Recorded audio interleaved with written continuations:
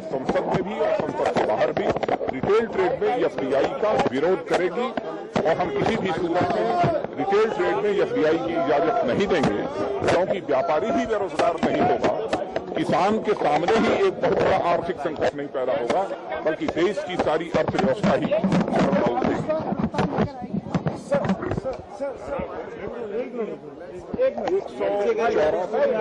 आप हाथ दीजिए यार, ये देखिए संसद बहस चाहेंगे ताकि इस मुद्दे पर चर्चा हो, क्योंकि संसद में तत्कालीन वित्त मुखर्जी ने यह आश्वस्त किया था कि जब तक सारे स्टेक होल्डर्स को कॉन्फिडेंस में नहीं ले लिया जाएगा तब तक एफडीआई पर कोई अंतिम फैसला नहीं होगा, उसे लागू नहीं किया जाएगा।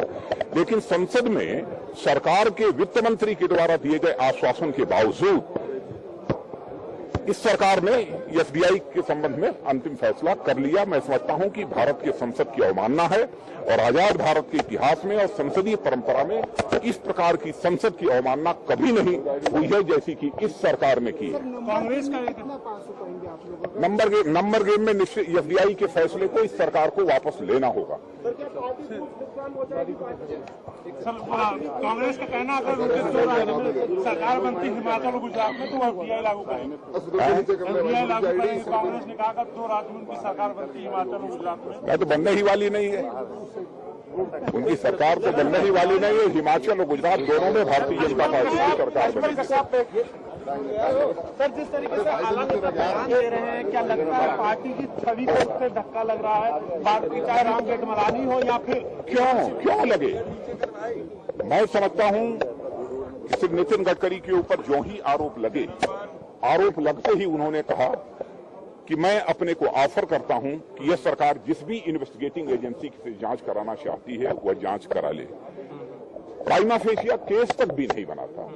वो किसी सरकार के मुख्यमंत्री मंत्री नहीं हैं अथवा वह सांसद भी नहीं है कि कहीं से वह त्याग पत्र दे दें, बल्कि भारतीय जनता पार्टी के राष्ट्रीय अध्यक्ष के रूप में एक गैर सरकारी दायित्व का वह निर्वहन कर रहे हैं।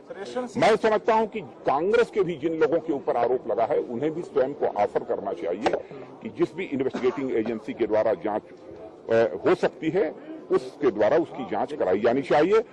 मैं बतलाना चाहता हूं जिन भ्रष्टाचार के आरोपों को हमने संसद में उठाया है वो इसलिए उठाया है कि इस देश के कॉन्स्टिट्यूशनल अथॉरिटी सीएजी ने अपनी रिपोर्ट में वह बातें कही हैं, इसलिए हम लोगों ने उठाया है और उस पूरे मामले की जांच की हम लोग मांग कर रहे हैं।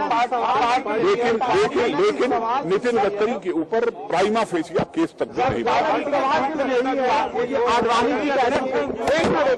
आडवाणी जी कह चुके हैं कि नैतिकता के आधार पर कहीं न कहीं कुछ अच्छा ऐसा कदम उठाना चाहिए जिस तरीके से मिसाल उन्होंने हवाला कांड में दी थी। नहीं, इसके अलावा देखिए आडवाणी जी का जहां तक प्रश्न है, आडवाणी जी ने जिस समय त्याग पत्र दिया था एक इन्वेस्टिगेटिंग एजेंसी के द्वारा जांच हुई थी, एफआईआर हुई थी, तब उन्होंने त्याग पत्र दिया था कि तब तक मैं संसद में कदम नहीं रखूंगा जब तक कि आरोप मुक्त नहीं हो जाऊंगा। दोनों